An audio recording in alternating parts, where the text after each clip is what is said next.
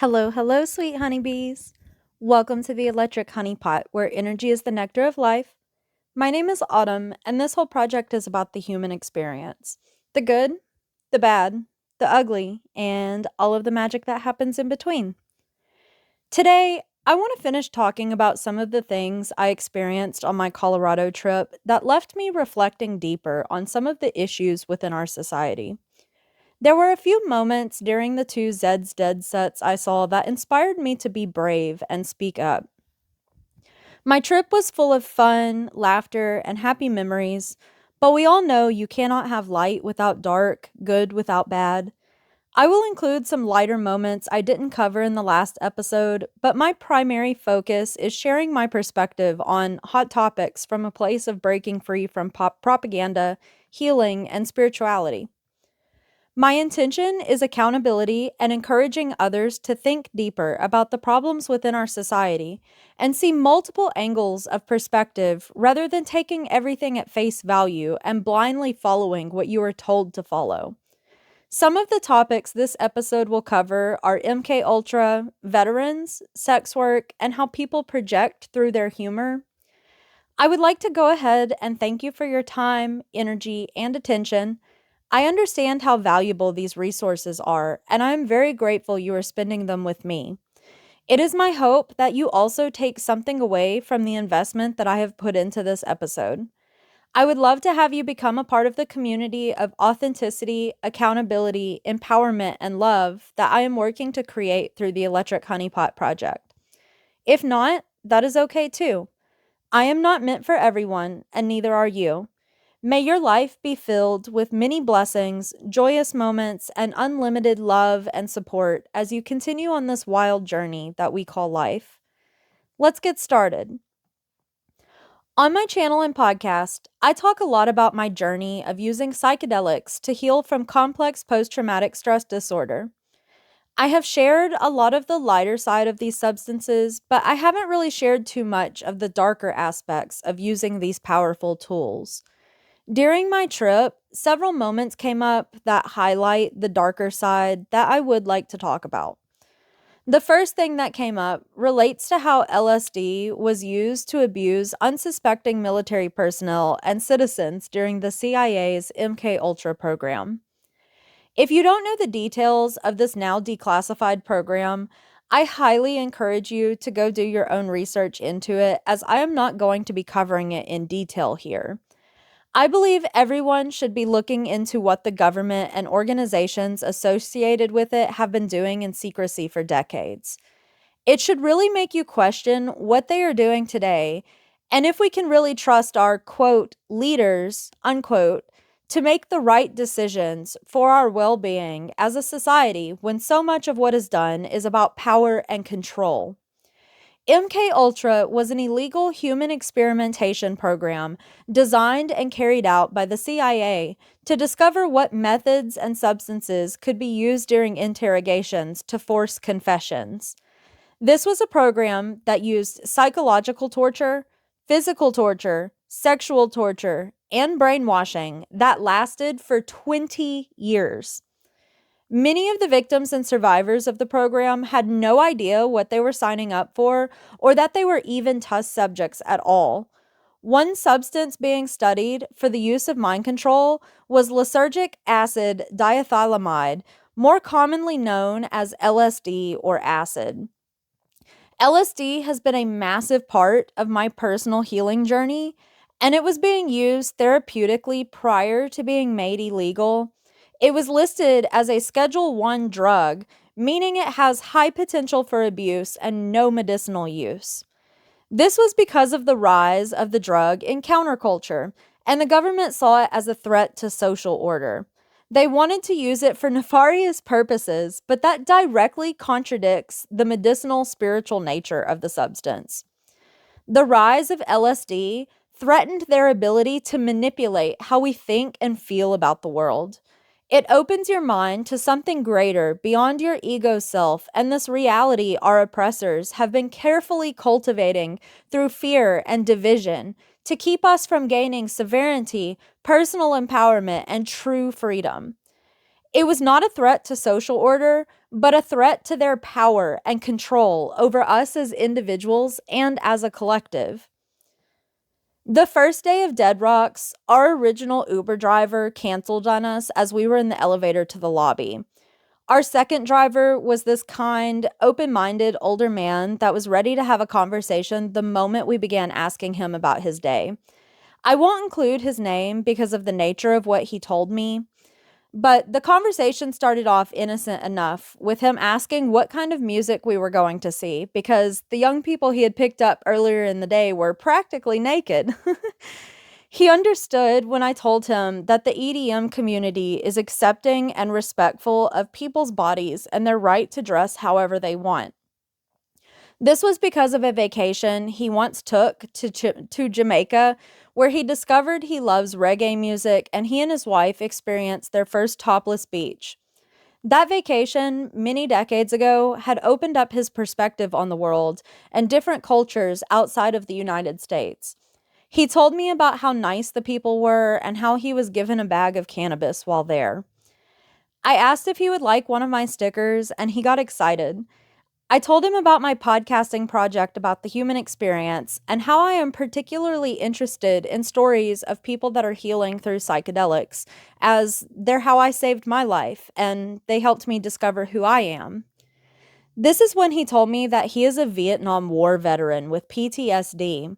He primarily uses cannabis and occasionally microdoses psilocybin, the active compound within magic mushrooms, to cope with his trauma instead of being on a bunch of pharmaceuticals. He told me how he had to jump through all these hoops to receive a measly $100 disability check for his PTSD each month.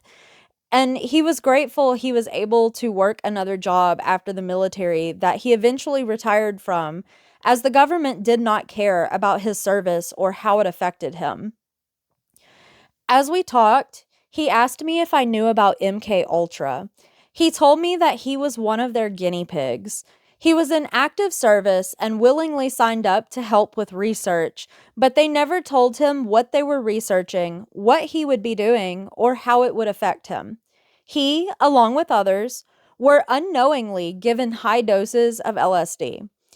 He didn't go into detail about what happened or what he experienced, other than telling me he imagines that's what hell is like. He told me he's never tried LSD since, and he never will. I felt sick listening to his story. It made me angry knowing that this man was abused by the very country that he swore to protect, and they do absolutely nothing for him beyond a $100 check each month.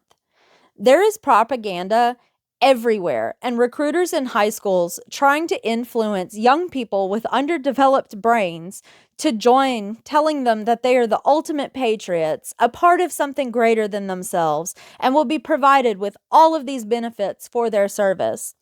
Those benefits only come when you meet certain criteria, however.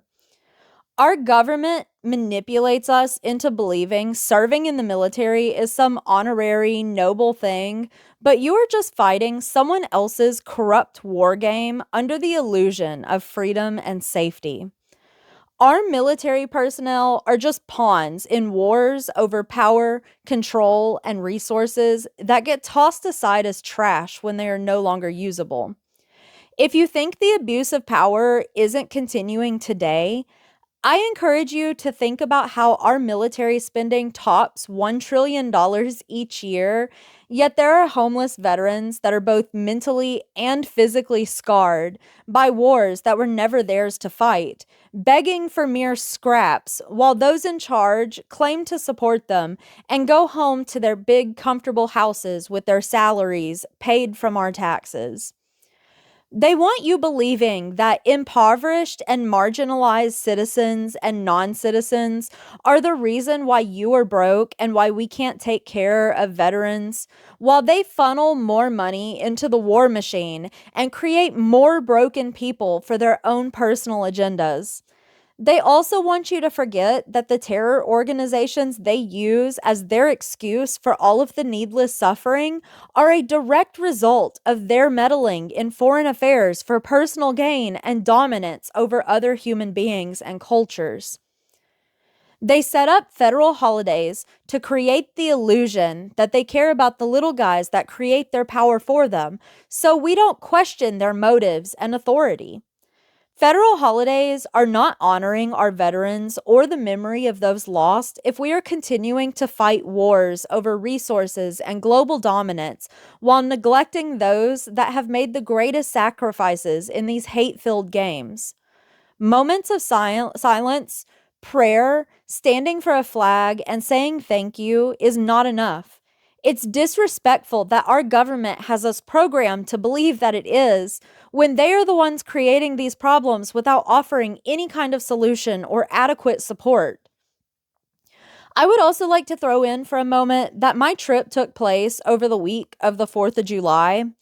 I personally did not feel like celebrating the holiday with what is happening in this country that violates everything it is meant to stand for, but I decided to spend time with both old and new friends and set my intention for the holiday as enjoying the moment with the people I care about. As I watched the fireworks, it reminded me of the comments under a post I saw on Facebook earlier in the day. The post was by a woman that felt weird about the holiday for the same reasons I did. Another woman was in the comments telling her how disrespectful she is for not wanting to celebrate when people died for her freedom. This had me thinking about several points.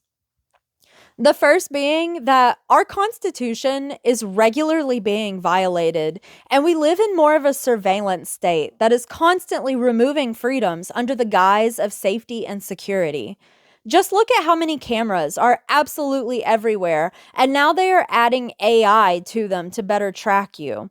Amongst many other technologies they are currently using to spy on us and influence how we think and feel. Call me a conspiracist, I do not care. It's a term coined by the CIA to create doubt of those that are aware enough to recognize the corruption and how the narrative is being manipulated. One party is currently in the process of completely dismantling the country they claim to love so much and working to instate a dictatorship. The Constitution means absolutely nothing to them while they call themselves the true patriots of America, completely ignorant to the fact that they are supporting and installing fascism. Or maybe they just don't care. But don't get me wrong and assume I support our two-party system at all, because I don't. I recognize that it is an endless game of tug of war designed for us to focus on our differences rather than unite under our shared humanity. They are both just different wings attached to the same bird, a vulture eating away at the decay of our country and our world. People celebrated the birth of this country as it is actively dying, and they don't even see it because of the snake oil sold to the American people. They don't see because they're so caught up in the smoke and mirrors, pretty fireworks to distract us and make us believe we're actually doing anything worthwhile. Which brings me to my next point. Depending on where you live, people shoot off fireworks for days to weeks before and after the holiday, a complete disregard for any of the veterans suffering from combat PTSD and the frightened pets and wildlife. Then many people just leave their debris all over the earth. There's no consideration beyond our own selfish desires and shallow ways of thinking, just as our government and corporations want it. So we continue to blindly follow and consume. Call me cynical, call me a buzzkill, call me a pessimist. I do not care. I enjoy fireworks as much as the next person, but the more I mature and think deeper about our world, the more I realize there are greater things beyond my personal pleasure and gratification, and I want to contribute to a better world for all people and animals, not just for myself. We are all one, and when we cause harm to another, we are harming ourselves. There is nothing patriotic about triggering veterans, scaring animals, and trashing our country while believing the lie that that is what freedom is about. After the veteran dropped us off, I got to experience Zed's Dead live for the very first time. One of the songs I wanted to hear most was the first song I had ever heard by them way back as a teenager, their mix of Eyes on Fire by Blue Foundation. When they played it, I was so lost in the moment. I had never heard that song as deeply as I did that night as I stared out at the expanse of city lights behind the amphitheater with lasers shooting across the sky. Tears welled in my eyes as I felt every word deep in my soul. It resonated with the personal power and courage I have been cultivating within myself by learning to use my voice, by learning to be myself, and by learning to speak about the injustices of my personal life and this world in general. I'll spare your ears from hearing me sing, but it goes, I'll seek you out, flay you alive. One more word and you won't survive. And I'm not scared of your stolen power. I see right through you any hour. Being awake is not a bad thing. They just want you to believe that it is, so you choose to stay ignorant. Your willful compliance is how they maintain their wealth, power, and control. I see the games the powers that have been play with the people of this world to keep us divided and enslaved to their capitalist machine. I see the games the narcissists of my family play to make themselves feel powerful and important. Growing up in that kind of environment and healing from it is part of what has helped me learn to recognize it on a greater scale. Our world is currently overrun with ego over spirit. Many of our global leaders and politicians fall into the dark triad category of personalities, and we have been gaslit on a global scale into consenting to this painful, expensive world that abuses the abundance of our beautiful Mother Gaia. We are living in a worldwide trauma bond, feeding the delusion that this is how life was meant to be. I am the type of person to speak harsh truths, whether people like me for it or not. I am observant and intuitive beyond what many understand about me. I have a very deep perspective on the world around me, and I no longer tolerate bullshit. I am a free thinker that cannot be manipulated any further, and that is exactly what makes me dangerous in a world controlled by illusions. I will not be silenced again until my time in this body comes to an end, however that may be.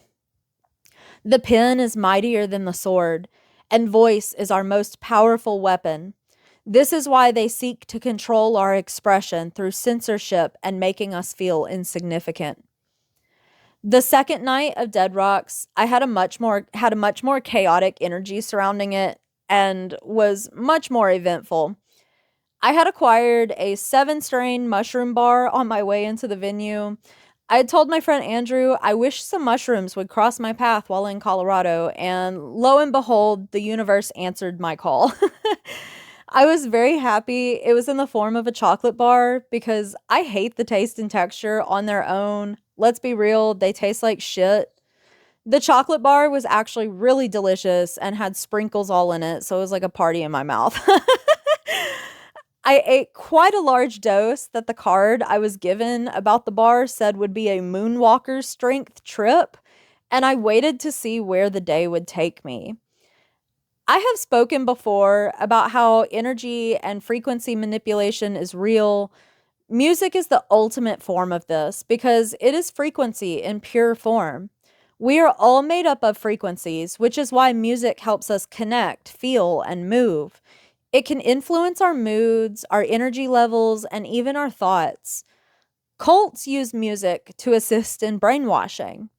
The songs on the top charts over the years use the same chords and musical formulas over and over again. Binaural beats can induce hypnosis and allow us to lucid dream and astral project. Drums are used to enter trance states. The evidence is everywhere. I have always been aware of the influence and impact music has on my life, but I didn't understand it as deeply as I do now that my shamanic awakening has taken place. Music opens portals within the unseen dimensions for energies of all kinds to flow through. I used to listen to everything music wise, but now I have become more conscientious about what frequencies I subject myself to.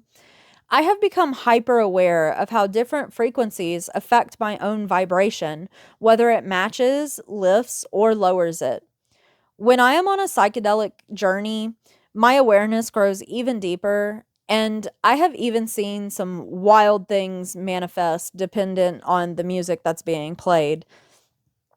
I didn't know most of the lineup the second day of Dead Rocks, but there was one set in particular that I felt the energy in the air change immediately. I felt heavy and physically uncomfortable within the first few minutes and knew it was going to be a long hour. I noticed that most of the crowd had stopped dancing and sat down. Others feel it too, but for many, this happens on a subconscious level. As I listened to the artist make rather egotistical remarks and observed his showboating on stage, his face began to morph into what I only know how to describe as a demon. I saw his personal demons coming out to feed as he performed. Now, I don't say this with judgment, shame, or fear. We all have personal demons that we feed from time to time, some of us more than others. I recall a conversation I had at Electric Forest earlier this year with someone describing their time indulging in their vices as being on demon time.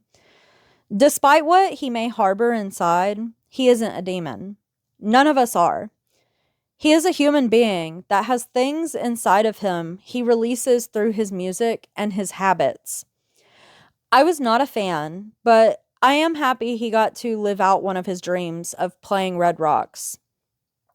The energy of his set was just very unsettling to me as he played low frequency music with lyrics and visualizations of women as sex objects and glorifying getting fucked up on drugs and alcohol. Things I personally have been working to move away from as I heal and my consciousness expands, even if I do still slip up at times. I understand how hypocritical that sounds, seeing as how I was on mushrooms while I was having this experience. But every time I'm using psychedelics, I do it with intention. It is not to escape my reality. I have hope that our society will one day, as a collective, begin to move away from these very concepts as well. It isn't about wanting to repress or shame sexuality.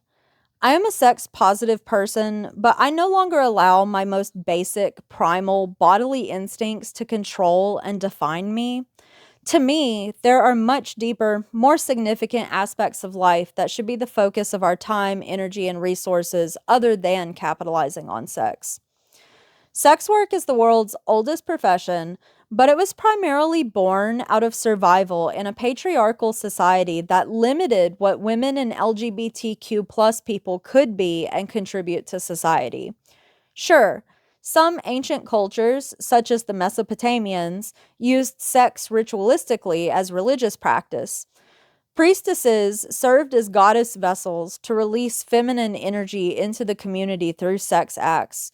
But in my perspective, the way we view and utilize our sexuality in the modern world is more about overindulgence and exploitation. To me, it creates a mockery of the most powerful sacred energy exchange created naturally by mankind. Goddess energy is not inherently sexual energy. I don't believe sex work should be criminalized, and I recognize it is something that will probably never cease to exist in the 3D world. I don't believe women that do it are less worthy or should be shamed, and I am not expressing my perspective as an attempt to do so.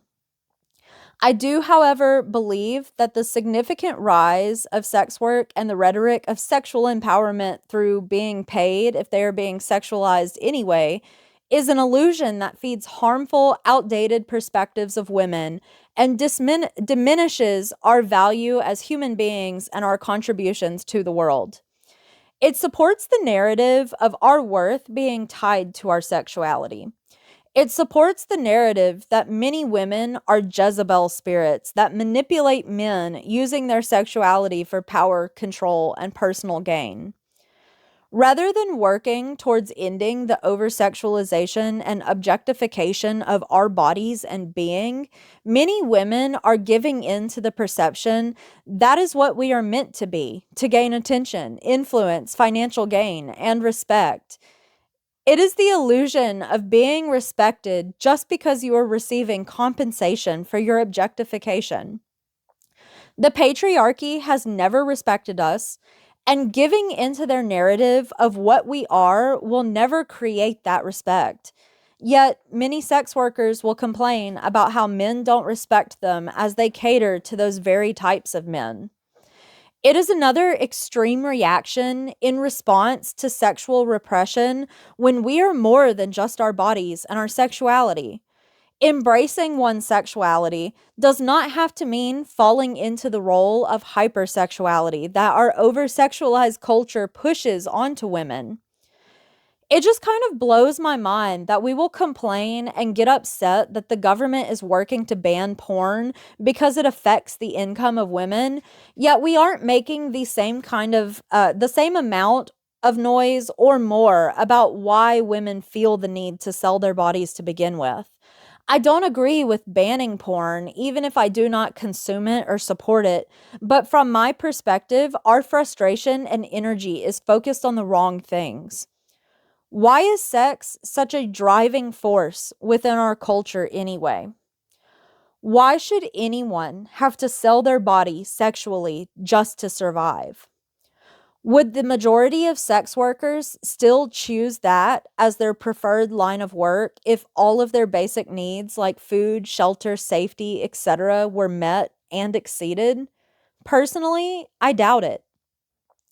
I have done sex work myself at various low points when I was struggling. I can honestly say I never would have done it if it were not for the grooming I received that taught me that that is the most valuable thing about me as a woman, and the financial desperation I was experiencing after COVID destroyed my life. Why does getting paid to be sexualized suddenly make it okay and empowering? I personally never felt empowered, no matter how significant the amount of money was, because I knew I was selling my worth as a conscious human being short by reducing my value to my body and my sexuality. As I made large sums of money, I just felt more hatred inside. I hated the men that didn't see me for anything more, and I hated myself for allowing myself to be seen as nothing more. It was this vicious cycle of not respecting myself while lying to myself that I was respecting myself because I was getting paid for it, and then getting upset that I wasn't being respected. As I have been healing my sexual trauma, I have learned how to say no, and I have found great empowerment in reserving my sexual energy for myself and practicing celibacy. Not everyone deserves access to my body or my energy like that, and I don't seek to feel power over others by using my sexual energy to do so.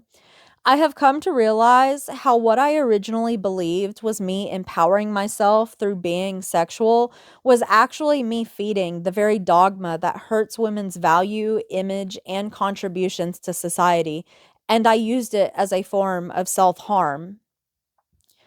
I would also like to add that I have been noticing an increase in women and gay performers having simulated sex on stage at music events. I have paid to go to events and places where I am aware this behavior is happening, so this isn't about me having a problem with it in general. However, if I am going to a concert, I am not paying to see strippers and people having dry sex with each other on stage as a performance. I am paying to experience a musical act. By putting those performances on stage without advertising that is what is going to happen, you are telling people that they either have to watch something that they may not want to see to enjoy the musical performance they paid to see, or they have to walk away and miss the very thing they paid for. You are putting people in an ultimatum position which affects their ability to consent. I personally find this extremely disturbing within a community that claims to care so much about consent. It seems like hypocrisy that aligns more with rape culture than it does as sexual empowerment and artistic expression. And I have even seen people expressing that these performances make them uncomfortable, told, well, don't come back next year, and that they're not welcome there. When I thought the EDM community was supposed to be about inclusion and safety and respect. If you have to essentially have sex on a stage to entertain and hold a crowd's attention, perhaps you should be reevaluating the quality and impact of your art and creativity. I was relieved when this set ended, as the next one returned to high energy and I was up dancing again, as was the rest of the crowd. The woman sitting beside me, her name was Emily, got my attention to tell me how happy she felt watching me dance in my hat. She told me that I reminded her of the little garden gnomes that she likes to collect. So I decided to tell her the lore of my Dungeons and Dragons character, Isla Illy Ilian. They call her Illy for short because she's not sick, she's ill. um, she is a forest gnome with druidic healing abilities. She always felt like an outcast from the other gnomes, so she ventured into the forest to spend time in nature. One day, while she was in the forest, she came across some mushrooms, and something inside of her told her she needs to eat them. It turns out they were magic mushrooms, and she began communicating with the spirits of the forest who granted her with the gifts of the druids. Emily told me she loved how creative I was and that I inspire her to play the game one day. I encouraged her to try it out because it really brings that inner child to life and allows your imagination to just run wild. It's been some time since I played, honestly. The friend group that I played with is non existent these days, but those memories hold a very special place in my heart. We had a lot of laughs together, and I kept all of their impulsive asses alive almost every week. At one point, Andrew and I walked to the bathroom together, and a man stopped to talk to us at the top of the amphitheater. I gave him a sticker, and he asked what my project was about. I told him a little bit about what happened to my mom and how it was inspired by her and accountability. He asked me for more information and encouraged me that the truth will come out one day if I keep fighting for her. Though he did tell me how my family will use how I look and the lifestyle I live against me, and the system will judge me for it. He told me I should be careful. While I appreciate his concern, and I am well aware that those things are true, I have experienced this treatment my entire life to a lesser degree than this current situation as a certified weirdo in the eyes of mainstream society. However, I am done conforming and changing who I am as a person to fit the expectations of other people and a system that is broken and full of corruption. I am not here to be what others want me to be or to follow the herd. I am here to make an impact by being my most authentic self without fear. My hair, my piercings, my weird clothing, love of music and dancing, and openness about my life do not change who I am as a person on the inside. Being open about my mental health struggles, spiritual experiences, and occasional drug use could hurt me, I understand. However, I also believe it says a lot about the content of my character that I am willing to be open and honest, even if it could hurt my image. It shows that I have integrity. I am not trying to hide my gifts or my faults from the world. I am an imperfect human, just like everyone else, and I'm tired of hiding and pretending. I believe the facts, proof, and other witness accounts I have will speak for themselves when the time comes. I have email evidence of the trust lawyer lying about representing my aunt and uncle as the trustees of my grandfather's estate more than a year after they resigned and my uncle's employee became the trustee. Yet the lawyer never once mentioned her as part of it. I have evidence showing that my sister and I signed the August 2021 trust fund, yet we were paid out the amount from the April 2023 trust fund that my uncle's employee had altered by removing properties and signing them away into my aunt and uncle's names. I have multiple conversations with tenants and other survivors of my uncle's abuse, speaking about him stealing their money, illegally evicting them, killing their pets, stealing their medications, lying about who he is, and playing dirty legal tricks to get away with all of it. Some of them have stories about the cruel attitude and enabling behavior of his employee that helped in the fraud of my grandfather's trust fund, too. I left a bad review about the lawyer's involvement on Google, asking how much he was paid. He never responded or tried to sue me for slander. Instead, my aunt came in to leave a review after mine, trying to do damage control. He knows it isn't slander and he doesn't want to challenge me. The lawyer is smarter than that. He was sweating profusely, speaking meekly, and avoiding eye contact the day my sister and I went into his office. Very unbecoming of a seasoned lawyer, don't you think? It is characteristic of someone full of anxiety about something they have done that they don't want to be caught in, though. I could feel the anxiety on him when I was in his presence. I am not worried. My sister and I sealed the deal on their fate and the deed that they did with our signatures that day.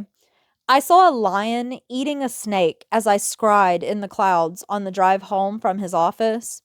My roar has already set things in motion, even if it is slow to play out. I know they are watching and listening to the things I say. If they hear this, I am not scared of any of you. If you're angry or scared of my voice, that is your own energy that you attempted to force onto me, returning to you. I will continue to pray for your souls, but forgiveness does not mean forgetting, nor does it mean a lack of accountability for what you have done. It's truly sad how lost you all are and the people that you have chosen to be in this life. You can fool others, but you don't fool me. I am relinquishing my need to control how their justice plays out because I have faith in spirit and know that it will. I have seen it just as I have had other premonitions of events that I have watched played out in real time on down the road. I know the truth. God knows the truth. People can wear whatever mask and tell whatever lies they want about me and the situation. Divine justice sees and hears through any illusions humans want to create. That is their karma to receive, not mine. For a while after my bathroom break, things weren't too eventful until Zed's Dead came on.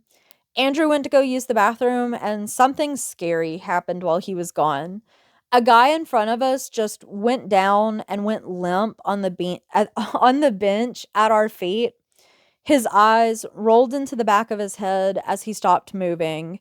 I am usually pretty level-headed during stressful and emergency situations. I worked with dogs professionally for 8 years, and I usually have good response and action time.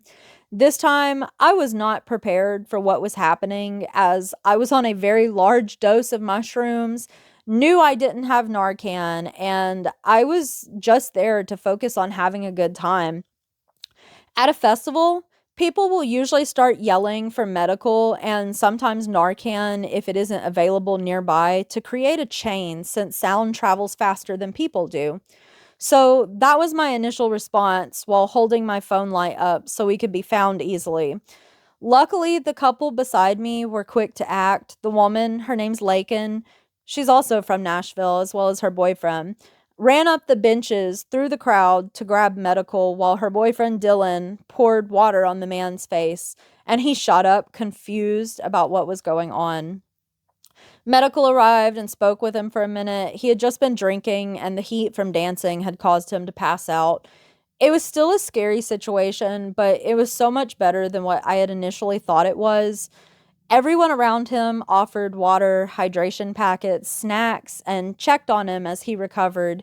It's really beautiful the way that the community comes together when someone is in need at these events, and it's part of the reason why I keep coming back, even when there are negative aspects to the community, just as with anything else in life.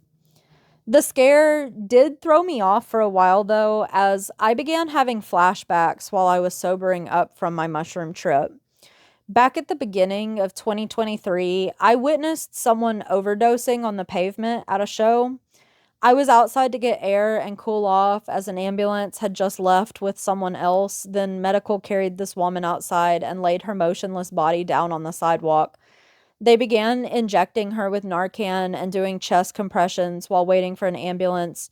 She still wasn't responsive, and the team began yelling at everyone outside to go back inside. There were multiple overdoses in about an hour time frame, so they shut it down early for safety precautions. Some of my friends had connections to the venue and promoters, so we got updates. Everyone survived, thankfully. I didn't realize I still had the PTSD from that event until seeing that man go down at Dead Rocks. I had talked about it before, and I had been in other tense situations with people needing medical attention. I had began keeping Narcan and giving it out to others when I had extras. I was being proactive about what I had seen that night and using it as a learning experience, so I thought I had fully processed what happened. It was just that hopeless feeling of not being able to help more that triggered it for me, because the night I saw that woman on the pavement, even though she was receiving medical attention, I just felt so hopeless seeing another human being in that state. I was in my head about how I could have handled the situation at Red Rocks better and done more to help. In reality, it wasn't my job or my focus of the night to be on the lookout for those in need like that. I myself was not sober, and I was in a heightened state of receptivity of my environment and energies around me being on psychedelics. You honestly never know how you will respond until you are confronted with that kind of situation. I did the best I could in the moment. Everyone came together in their response, and it worked out in the end, which I am very grateful for. Night 2 had an even more powerful ending than the first night. The second to the last song contained a mashup of prominent cultural icons with statements about dreams, the pain in the world, and humanity coming together. I found myself crying by the end of it as a clip from a Tupac interview played out. This was the part of the night that inspired me to write this and is inspiring me to speak. I can't remember exactly what was said, but it related to the reason why I started this podcast and YouTube channel in the first place. I don't have the solutions to the world's problems as just one person, but I do know that if I speak up and encourage and inspire others to speak up, someone will. We will find the solution. We can't do it alone. It takes us coming together with accountability and courage to face our problems head on as the human species. The world does not have to be the way that it is, but change starts with us. Silence is compliance. The final song was White Satin. There is a line within it that says, "Just what you want to be, you will be in the end." We each choose who we want to be every single day. I want to be someone that makes a positive impact on this world in a big way. I want to inspire others to be who they came here to be, underneath all of the labels and expectations placed upon us. I want to inspire others to see the world on a deeper level so we can start to make it a better place for all of us. As the night ended, we picked up as much garbage as we could before exiting, just as we had the night before. We were some of the last people out, and a new friend we met in the entrance line found us. Well, he found Andrew. Then I came out of the bathroom wearing my hat, and he goes, "Oh, Electric Honey Pot. I remember you guys." My hat is pretty recognizable. It and my necklace have become the only material items I fully associate my identity with these days, but it is because they represent my spirit. They represent something deeper than just autumn. Andrew brought us all Chick-fil-A sandwiches on the way out of the venue. This sounds so pathetic, but I had been thinking of that lukewarm after show sandwich all day. We had one the night before, and it was just what I needed to recharge. The second night, I hadn't eaten at all and was so hungry after how much dancing I did and those mushrooms. We then got an extremely expensive Uber together with our new friend Nick. Our driver's name was Dill, and he pulled up blasting Zed's Dead and gave me an energy drink. He was the coolest Uber driver I have ever had, and I am disappointed in myself for not taking a video. He hardly spoke any English, too. It was fantastic. I am definitely more of a live in the moment kind of person, so it has been a chore getting myself to remember to get footage for my YouTube channel. I need a GoPro, honestly. If anybody wants to donate, I have links down in the description. That is going to be one of my next investments. I guess you could say our driver Dill was kind of a big deal. The ride was totally kosher. He earned the bread and butter, getting us out of our pickle of a situation. The logistics of exiting that place are a jarring experience. Okay, I'll stop now. That was horrible. Nick was super cool too. He's living my dream life in a van. He talked about how he just can't live a normal life like everyone else. It's too monotonous, predictable, and unfulfilling. He has more fun and feels like he's living by being nomadic, even if it is challenging at times.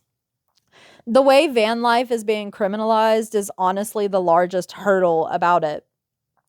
I could really relate to everything he was saying, as it is all the same reasons why I feel called to do it and the same concerns that I have about doing it. We met up with him and his friends the next day to watch some fireworks for the 4th of July. As soon as we arrived, we got in line to get food. While waiting, I was trying to figure out what the purple drink people were carrying around was, as it looked like a sour beer, and I'm a sucker for sour beer. Turns out it was a seltzer from the booth next to us called Dragonberry, inspired by watching a lot of Dragon Tales with their kids. I decided to read all of the beer descriptions before deciding on a seltzer, and suddenly things got really weird for me. I ended up not drinking at all because it just weirded me out that much. This brewery prides itself on being satirical and embracing their right to be politically incorrect and offend people. Wanting to be edgy adults acting like teenagers with underdeveloped frontal lobes is cool and all, but some of the jokes they consider funny aren't things we should be making jokes about as a society. Some things in life are heavy and deserve to be spoken about seriously and respectfully. Joking about sexual and physical abuse is part of the reason why it isn't taken seriously. It is desensitization and normalizing very serious subject matter. Not everything is meant to be light. I used to joke about it too before I began processing and acknowledging how unfunny and serious it actually is. My jokes were not a healthy coping mechanism like I thought they were. It was a way for me to avoid the gravity of what I went through and how it impacted me, disguised as healing. One beer was described as an uncle to our popular German Hefeweizen Monkey Spank. Soft and smooth wheat taste with a lube-like mouthfeel, P. Diddy would be impressed. The uncle to a beer named after a slang term for masturbating, and they want to associate their product with exploitation and abuse. Okay, I thought it was weird to connect themselves like that, especially after the first seltzer they listed had an innocent, wholesome description about dragonberries from Dragonland and watching Dragon Tales with their children. But my intuitive alarm bells began sounding when I read the last description. The last beer on their list was described as smooth as a baby's bottom in your mouth. I get the turn of phrase smooth as a baby's bottom, but it's weird to associate that with being in an adult's mouth. There are other things that are smooth that don't have a pedophilic undertone to it. How about smooth as silk? Smooth as butter? How did we go from cute and innocent children's shows to associating one of our products with P. Diddy and then finishing off with a baby's bottom in our mouths? If I have learned anything through my awakening, it's that people project what is going on inside of them in many ways. One of the most common being humor, because it is so easy to just say it's a joke and then ridicule others as just being too easily offended or sensitive. That beer list gave me a sick feeling in my gut. I question what the owners of this brewery may have lived through to normalize and justify what they call humor. What's worse is questioning whether or not the cycle was continued. Have their children been safe? I don't have the answer to these questions, nor do I know these people personally.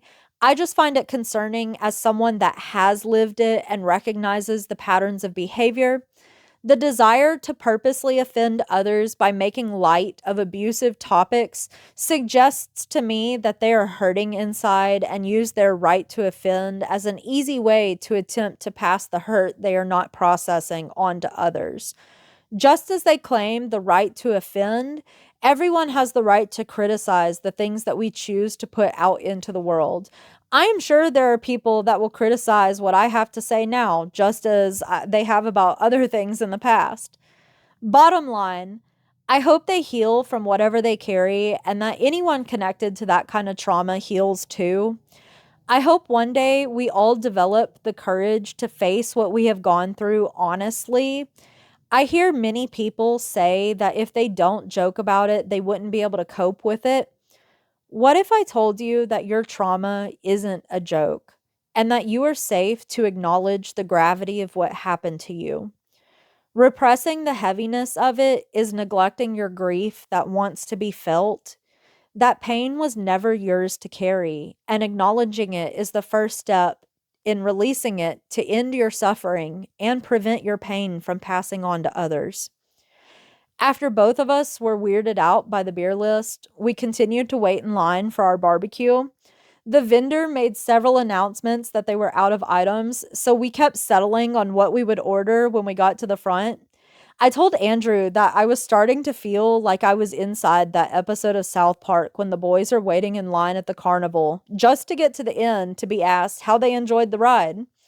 It turned out I was getting the full South Park experience, sans Casa Bonita, while in Colorado. When we made it to the front with only one person in front of us, they told us that they were out of everything but a few sides that we didn't want. I just burst into laughter. We hadn't eaten since brunch and had just stood in line for 45 minutes for nothing, just like the South Park episode. There was nothing to do but laugh and go meet up with Nick and his group of friends. It was so funny. They had just arrived from Casa Bonita and they had animals painted on their faces. One of them had a giant frog painted across his forehead. And they told us how they had tried to sneak beer into the event and a cop had seen them pass the bag over the fence to the frog guy. The cop had followed him and said, "Must be something good in that bag to be sneaking it in like that." He was disappointed to see that it was just some twisted teas and bush.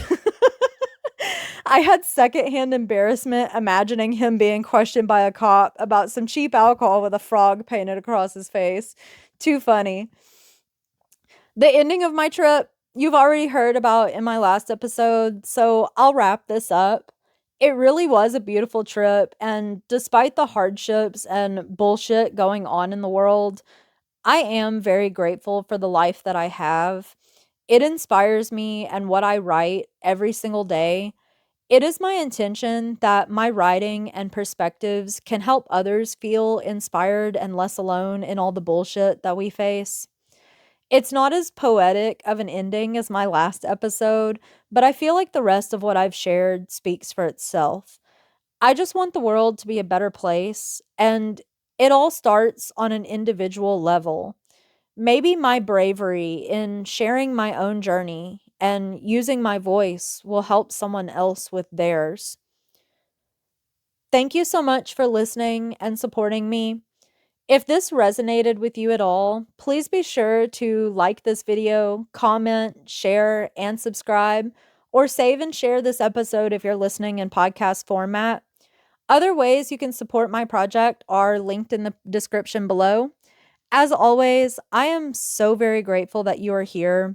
I love you so much, and I hope you have an absolutely wonderful rest of your day, night, week, month, year, and life. May your wildest dreams come true. Stay curious.